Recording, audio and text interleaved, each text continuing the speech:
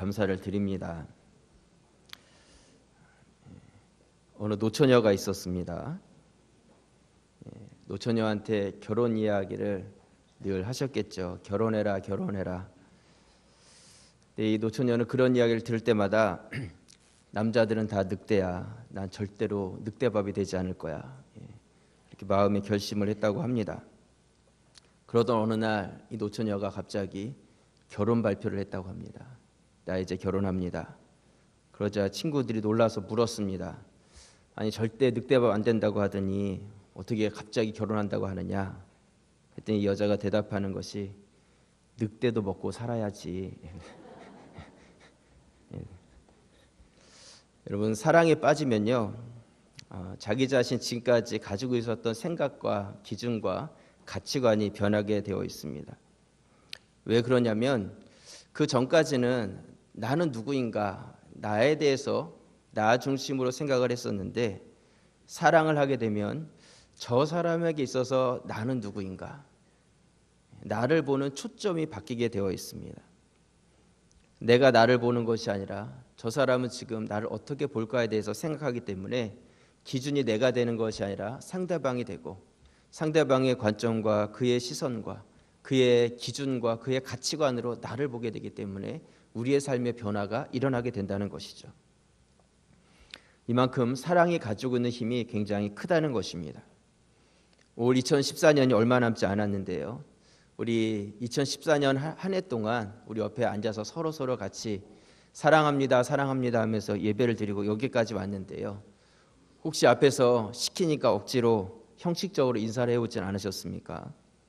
정말 사랑하는 마음으로 내 기준이 아니라 상대방의 기준으로 우리 따뜻하게 한 번 더 인사 나눴으면 좋겠습니다. 우리 옆에 계신 분들하고요, 정말 사랑합니다. 우리 한번 인사 나누겠습니다. 정말 사랑합니다. 네.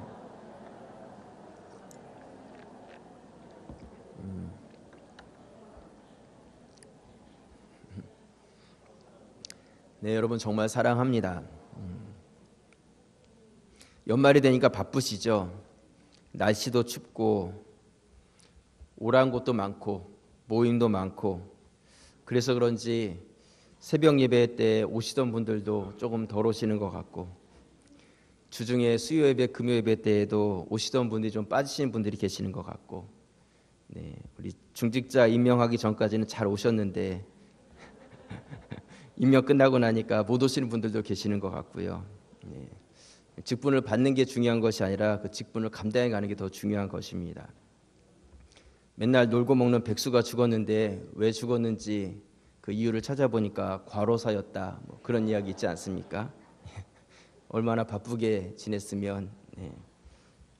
연말인데요, 엉뚱한 곳에 가셔서 과로하지 마시고 예배의 자리에 오셔서 하나님 앞에서 자리를 잘 지켜가시길 부탁을 드립니다. 이번 주 목요일이 성탄절입니다. 그래서 오늘 오후에 3시에 성탄절을 앞두고 우리 교회학교에서 축하의 시간을 갖습니다. 아마 어렸을 때 신앙생활 하셨던 분들은 성탄절 때가 되면 교회에서 연습을 하고 많은 성도들 앞에서 그런 발표의 시간을 가졌던 기억이 있으실 것입니다. 하나님 앞에서 우리가 영적인 추억을 갖는다는 것은 굉장히 중요합니다. 이 영적인 추억이 많은 사람은 하나님과의 이 신앙이 늘 견고하게 세워질 수 있습니다. 그래서 여러분들 무조건 그냥 오세요. 오후 3시에 오늘 무조건 오셔서 우리 자녀들을 마음껏 격려해 주시고 박수 쳐 주시고 그들이 하나님 안에서의 좋은 추억들을 간직할 수 있도록 그렇게 해주시길 부탁을 드립니다. 또 그런 시간에 참여함으로 인해서 우리들의 영적인 부분이 또한 기뻐지고 또한 내 자신이 자라가게 되는 그런 경험을 하게 됩니다. 또 혹시 전도하고 싶다 하는 그런 전도 대상자가 있었다면 오늘 같은 날 한번 연락을 하세요. 오늘 오후 3시에 우리 교회에서 교회학교 아이들이 발표하는데 같이 가자. 그렇게 한번 연락을 하셔서 같이 데리고 오셔서 서로 간에 주님 안에서 즐거운 시간을 가질 수 있기를 부탁을 드립니다. 또 목요일에는요, 성탄절입니다. 그날은 오늘처럼 10시 30분에 성탄절 축하 예배가 우리 본당에서 있습니다. 목요일에 다시 한번 교회 오시고요. 우리 성탄절 예배 때에는 늘 아시다시피 찬양대에서 준비된 칸타타로 하나님께 영광을 올려드립니다. 여러분들이 아시다시피 저희 가자제일교회 찬양대가요 굉장히 유명합니다. 알고 계시나요? 이 모래내 지역에서도 우리 목사님들이 다 이 가자제일교회 찬양대 하면 모래내 지역 최고의 찬양대다 이렇게 이야기를 하시고요. 또 저희 노회나 교단에서도 가자제일교회 찬양대 하면 다 신뢰를 하시고 그 찬양 한번 듣기 원하시는 그런 분들이 많이 계십니다. 여러분들은 정말 매주 특혜를 누리고 계시는 거예요. 네, 정말 매주 특혜를 누리고 계시는데요. 특별히 더 많이 연습을 하시고 또 준비를 하셔서 이번에 칸타타를 하게 됩니다. 제가 매주 저희 찬양대에게 찬양을 듣지만 들으면서 느끼는 것이 그냥 어떤 음악성으로서의 찬양이 아니라 정말 오랜 시간 저 자리를 지켜가시면서 예배위원으로서 한 주간을 나를 준비하고 하나님께 드려지는 사람으로서 그 영성 있는 찬양을 드리시거든요. 저 자리에 이렇게 새로 앉으신 분들 계시지만 정말 오랜 시간 저 자리를 지켜오시면서 하나님께 이렇게 영광을 들리는 그 찬양이 그냥 듣는 분들로 하여금 우리의 마음을 이렇게 따뜻하게 하고 때로는 우리의 마음속에 회복을 줍니다. 찬양을 통해서 사울에게 들렸던 악신이 떠나갔던 것처럼 여러분들이 이 찬양을 들을 때에 인생의 문제가 해결이 되고 육신의 문제가 치유가 되고 놀라운 일들이 일어나게 된다는 것이죠. 우리 찬양대에게 늘 감사를 드리고요. 여러분들 기대하는 마음으로 기도하는 마음으로 우리 성탄 예배에 참여해 주시길 부탁을 드립니다. 목요일 성탄 예배 때에는요 특별히 헌금 드린 시간도 있습니다. 아기 예수님 오심을 이렇게 맞이하면서 동방박사가 황금과 유향과 몰약을 정성되이 준비해서 먼 길을 그것을 가져와서 그 주님 앞에 드렸던 것처럼 기쁨과 감사로 드렸던 것처럼 여러분들이 예수님이 이 땅에 오심에 대해서 기쁨과 감사함을 가지고 준비된 예물로 또 나아오실 수 있기를 부탁을 드립니다. 그리고 다음 주 주일은요 우리 2014년도 마지막 주일입니다. 한 해가 벌써 이렇게 가고 있는데요. 그래서 우리 교회학교에서는 진금 예배가 있습니다. 영화부에서는 유치부로, 유치부에서는 또 유년부로, 유년부에서는 소년부로, 소년부에서는 청소년부로, 청소년부에서는 청년부로 이렇게 하나씩 올라가면서 진급하는 자녀들이 각 부서마다 있습니다. 그래서 이번에 인원을 이렇게 살펴보니까 한 40명 정도가 진급을 합니다. 그래서 부서에서 부서로 진급하는 자녀들이 한 40명 되는데요. 그래서 다음 주일에 우리 교회학교 자녀들이 2부 예배가 없습니다. 다 이 자리에 들어와서 함께 예배를 드리게 됩니다.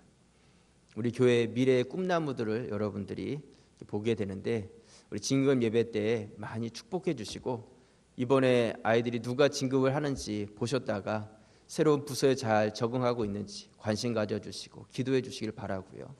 또 학교에서도 한 학년씩 올라가고 또 학교에서도 중학교에서 고등학교로 또 초등학교에서 중학교로 이렇게 올라가게 되는데 그 아이들이 잘 적응할 수 있도록 여러분들이 축복하면서 기도해 주실 부탁을 드립니다. 우리 진급이 될 때까지 뒤에서 수고하신 우리 교역자들, 교사분들 많이 계시는데요. 여러분들이 다음 주 진급 예배 때에는 많이 격려해 주시고 수고했다고 말씀해 주시고 작은 선물이라도 준비해 주시면 더 좋을 것 같습니다.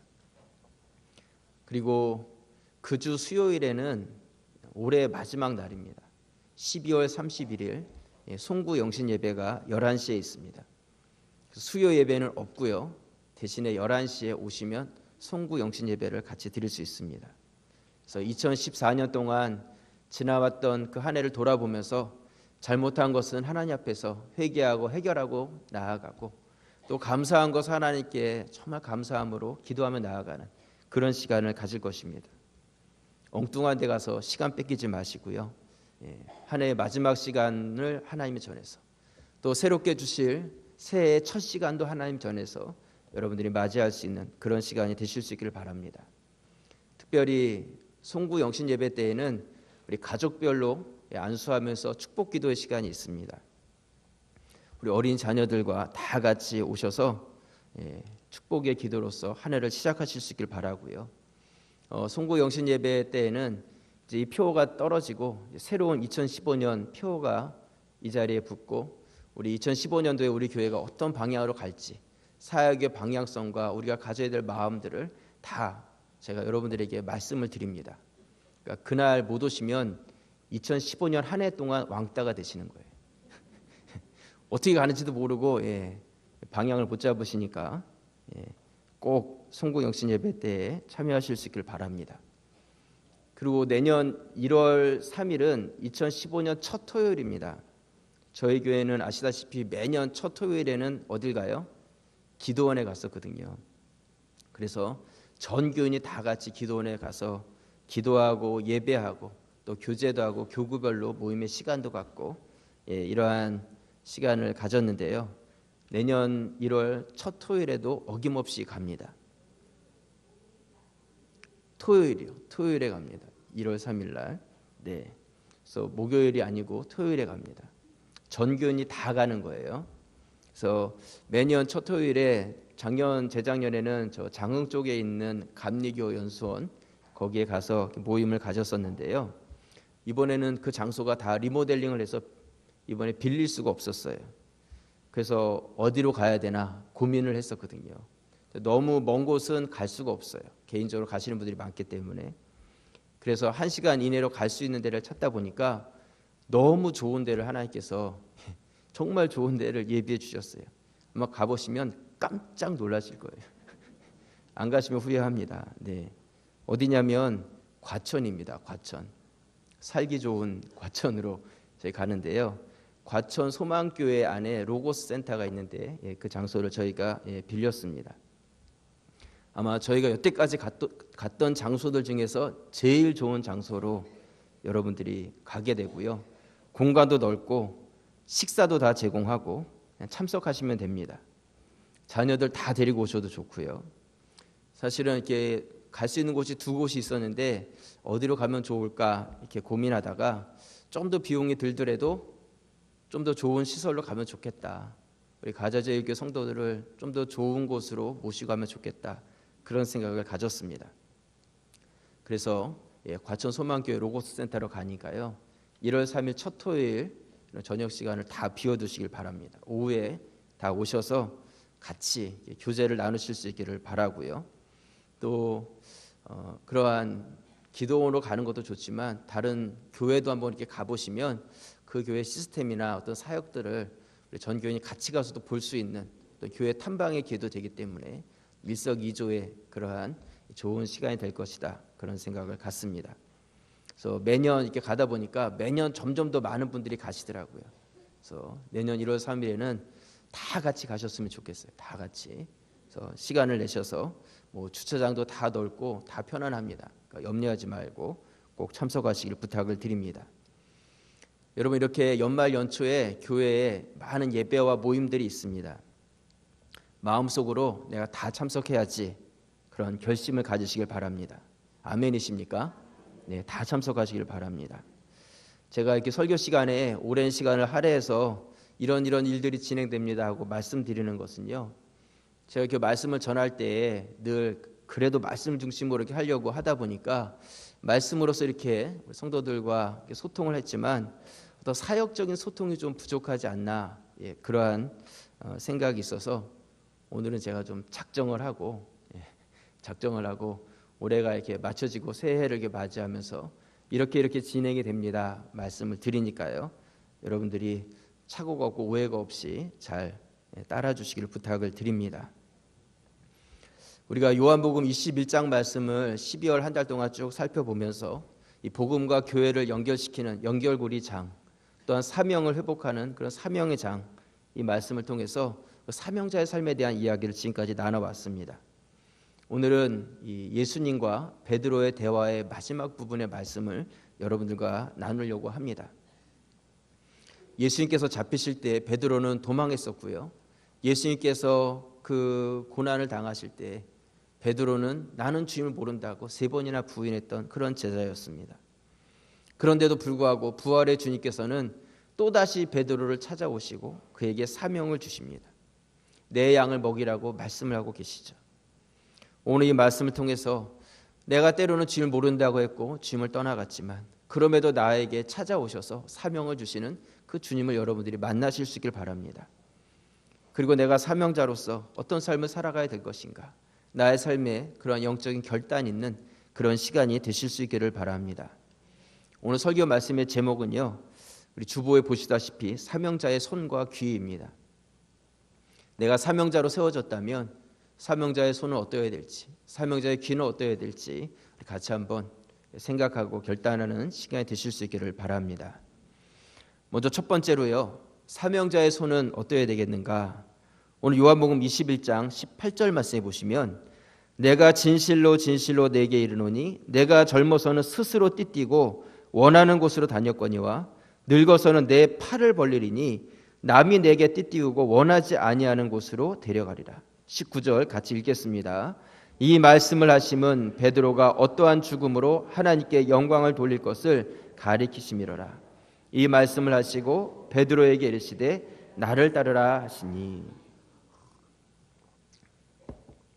예수님께서는요, 베드로에게 내가 어떠한 죽음을 당할 것인지에서 말씀해 주시고, 그리고 나서 나를 따르라고 그렇게 이야기를 해 주십니다.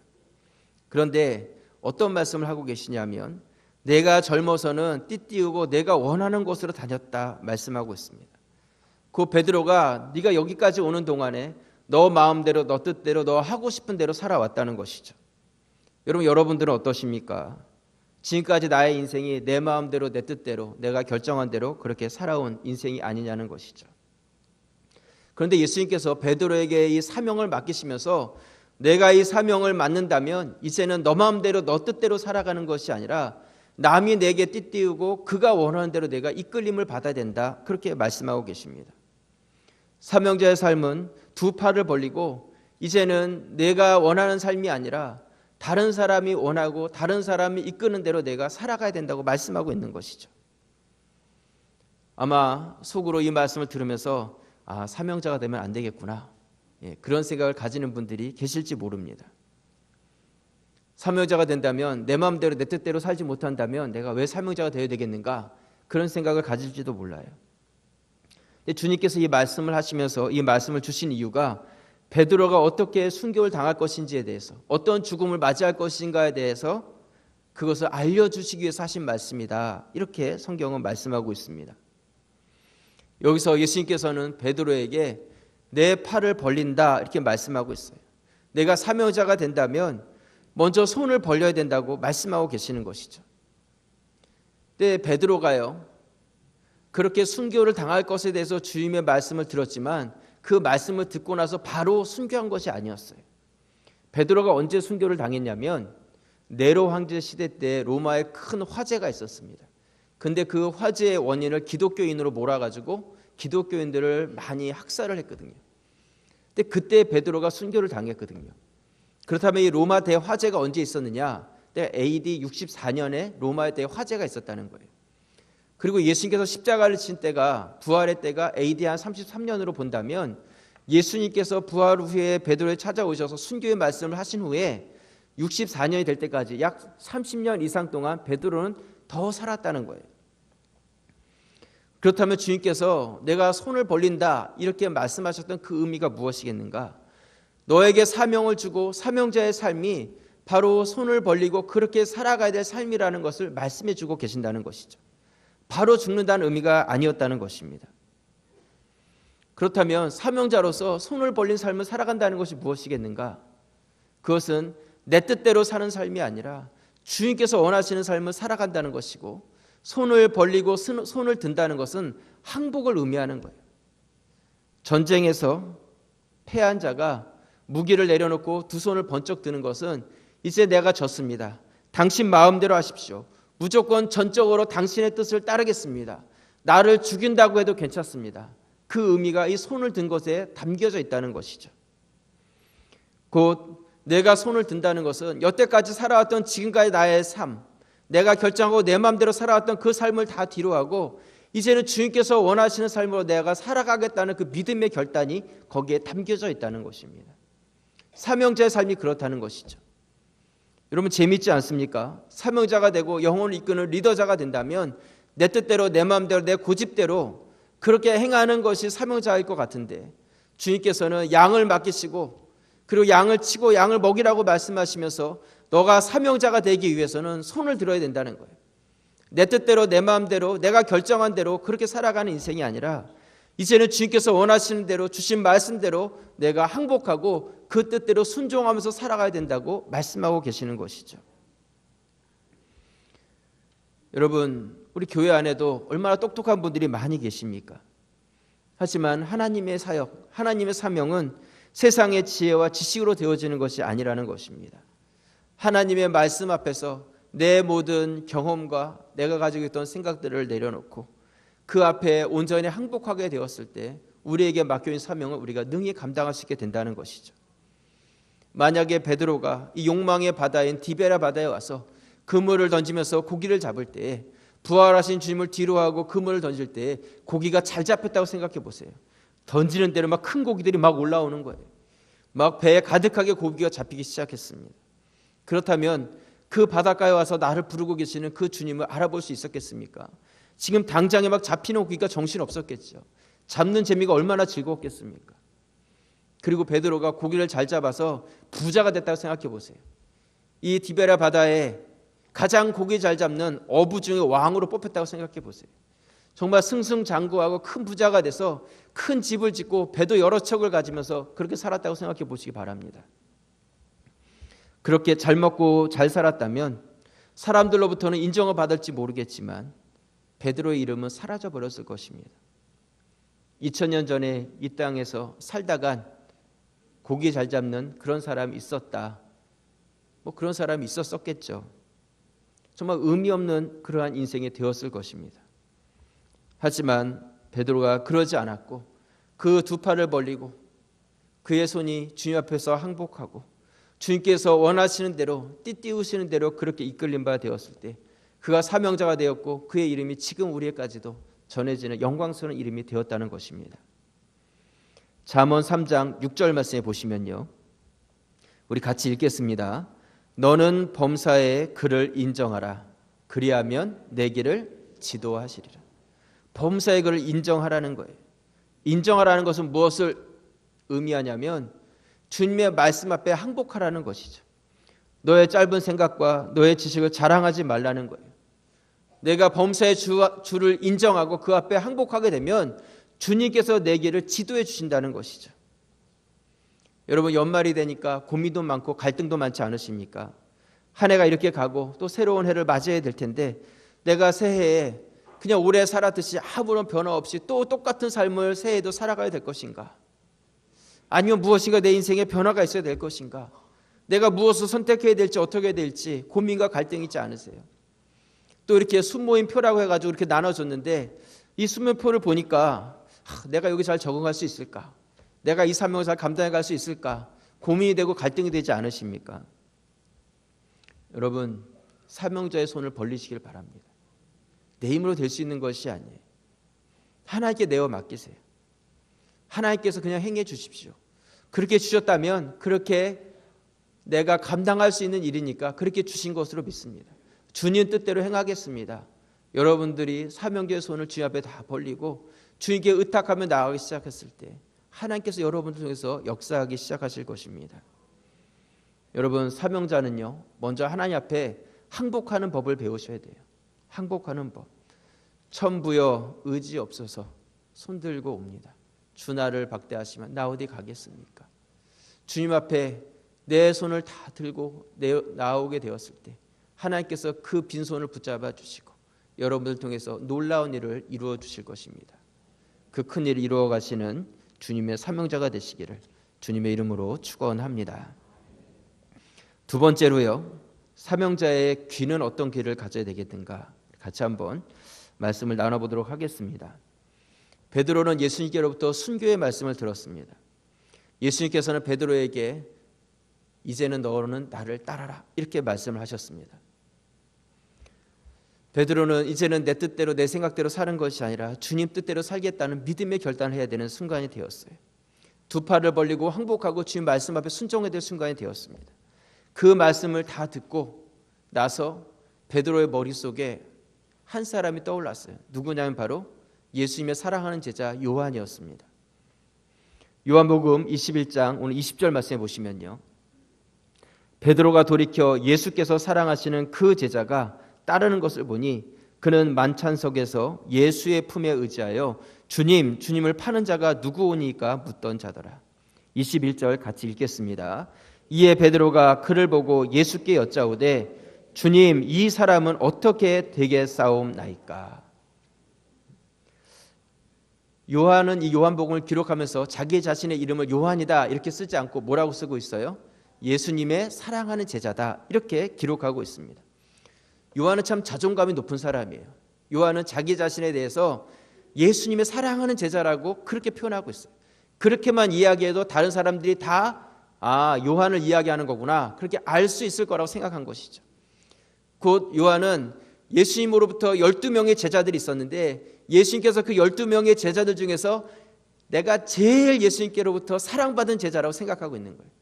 내가 제일 사랑하는 제자가 바로 나라고 생각하고 있었기 때문에 요한은 기록하면서 예수님의 사랑하는 제자다 이렇게 표현하고 있는 것이죠.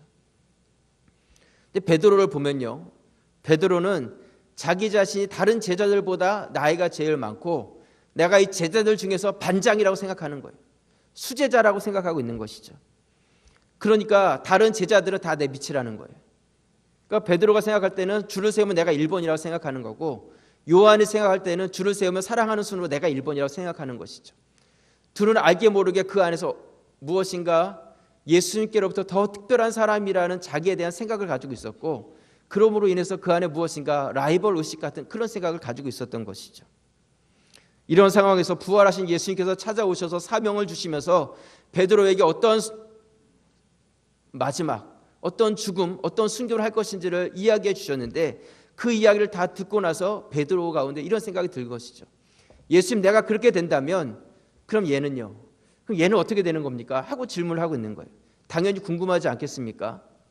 반에서 1, 2등 하는 애가 내가 이렇다면 그럼 쟤는 어떻게 됐습니까? 하고 궁금해하는 것이죠. 그때 예수님께서 베드로에게 분명하게 대답을 하십니다. 22절 말씀 보시면요, 예수께서 이르시되 내가 올 때까지 그를 머물게 하고자 할지라도 내게 무슨 상관이냐? 너는 나를 따르라 하시더라. 23절 같이 읽겠습니다. 이 말씀이 형제들에게 나가서 그 제자는 죽지 아니하겠다 하였으나 예수의 말씀은 그가 죽지 않겠다 하신 것이 아니라 내가 올 때까지 그를 머물게 하고자 할지라도 내게 무슨 상관이냐 하신 것이로라. 네. 예수님께서는 요한에 대해서 그가 어떻게 될 것인지에 대해서 베드로에게 구체적으로 말씀하지 않으셨어요.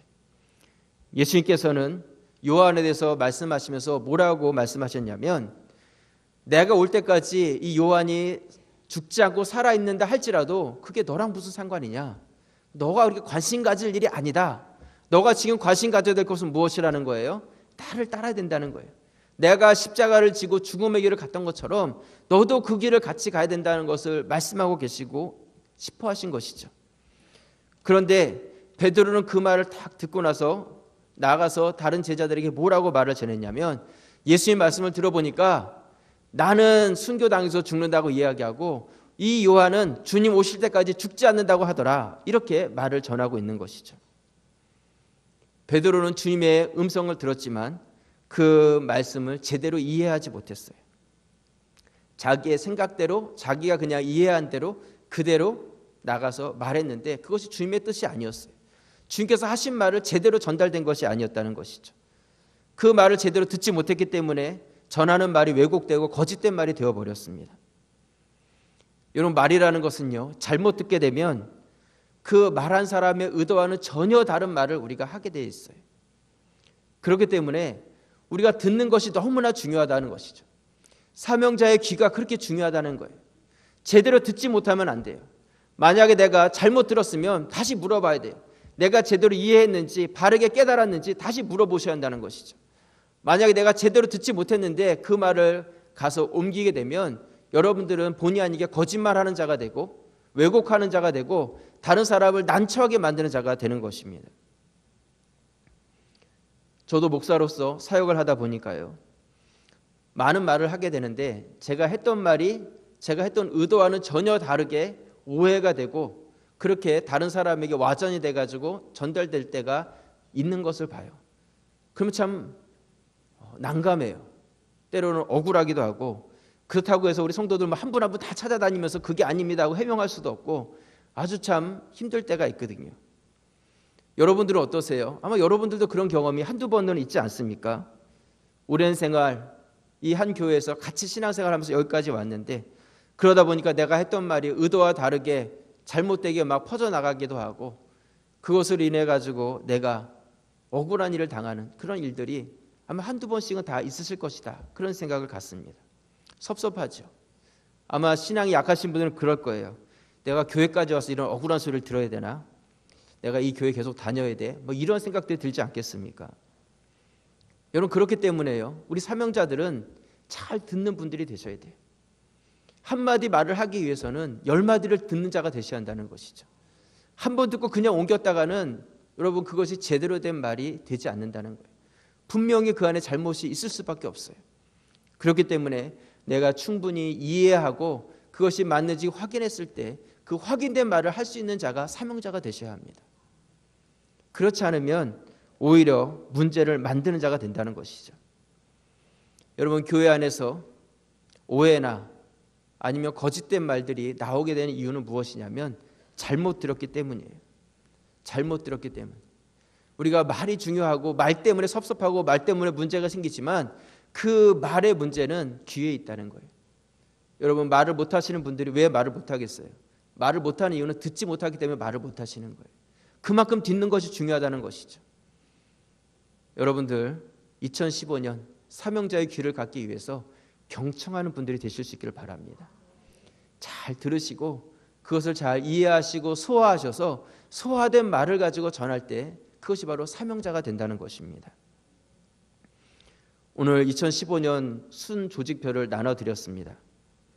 아마 이 조직표를 이렇게 보시면서 마음에 쏙 드는 분들도 계실 거고, 어떤 분들은 별로 마음에 안 드는데 이런 분도 계실 거예요. 조금 마음의 여유를 가졌으면 좋겠습니다. 순 조직을 이렇게 보시면요, 그동안의 순 조직과는 전혀 다르게 아주 대대적인 수정이 있었어요. 대대적인 수정. 그래서 개인적으로 좀 여쭤보기도 하고요, 우리 순장님들한테 물어보기도 하고 했었는데요, 목사님 우리 순은 10년도 넘었습니다, 이런 순도 계셨거든요. 그래서 이번에 좀 바꿔주십시오, 이런 분들이 계셔서 한번 바꿔보자. 그리고 바꾸는 데는 원칙을 어디다 세울 것인가. 그래서 이번에 순 조직의 원칙은 사역 중심의 순입니다. 사역 중심의 순. 그래서 교사들 같은 경우는요, 현재는 교사 이렇게 봉사하시다가 순모임 합니다 그러면 막 우르르 들어오시면 또 자리 비켜드려야 되고, 또 교사들 중에 나도 순모임 가야 됩니다 그러면 모임 갔다가도 막 가시고 이런 상황들이 있었거든요. 그래서 가급적이면 사역과 순을 좀 일원화하자, 이것이 이번 순 조직의 원칙이었습니다. 그래서 교사분들은 그냥 교사분들끼리 묶어드렸어요. 그러니까 사역도 하시고 그분들끼리 순모임도 하시고 영적인 교제와 사역의 교제를 같이 이어가는 것이죠.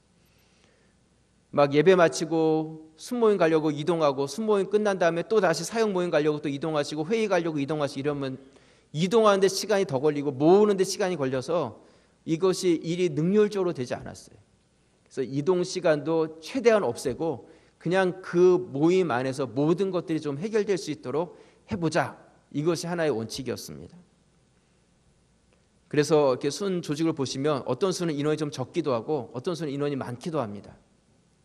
전에 같으면 좀 비슷하게 인원을 넣어드렸는데, 그렇게 인원이 많고 적게 된 것은 어느 부서는 인원이 좀 적게 들어간 부서가 있고 어느 부서는 인원이 더 많이 필요한 그런 부서들도 있어서 그렇게 인원적으로도 좀 들쑥날쑥하는 그런 부분들이 있습니다. 그래서 여러분들이 좀 이해해 주시고요, 싫다 좋다 이러한 이야기도 있을 수 있겠지만 이것이 저 혼자 결정한 것도 아니고요, 우리 교구 담당하시는 목사님들, 또 우리 장로님들, 교구장님들 다 한 자리에 모여서 이게 잠깐 짜진 것이 아니라 정말 몇 주, 한 달 이상 계속해서 논의해가지고 그렇게 짜진 거예요. 물론 사람이 한 것이기 때문에 완벽하진 않아요. 하지만 최선을 다했다는 것을 좀 기억해 주시고요, 여러분들이 이대로 진행될 수 있도록 협조해 주시기를 특별히 부탁을 드립니다. 또 혹시 내 이름이 없네, 그런 분들은 좀 찬찬히 살펴보시고요, 그래도 없는 분들은 교회 컴퓨터에 이름이 빠졌거나 뭔가 등록이 안 됐거나 그런 분들이 가능성이 많으니까요. 그런 것 때문에 치사하게 삐지지 마시고 이름이 없으시면 그냥 쿨하게 사무실에 오셔가지고 내 이름이 없네요 이렇게 하시고, 그런 분들은 본인들이 원하고 더 좋은 손에 넣어드릴 테니까 여러분들이 그렇게 알려주길 부탁을 드립니다. 여러분, 이 사명자의 손과 귀가 중요하다 이렇게 말씀을 드렸습니다. 여러분들이 오해가 없도록 그렇게 말과 귀를 잘 사용해 주시고요. 또 주님 앞에서 주님 2015년을 맞이하고 있는데 이제 내가 주님 앞에 내 손을 듭니다. 항복합니다. 내 뜻대로 내 고집대로 살지 아니하고 주님 뜻에 순종하며 사는 그런 사명자가 되겠습니다. 그런 믿음의 결단을 통해서 2015년도에는 2014년보다 더욱더 우리 교회가 성숙하고 성장하고 부흥하는 그런 교회가 되고 사명자들이 세워지는 그런 해가 될 수 있기를 주님의 이름으로 축원합니다. 기도드리겠습니다.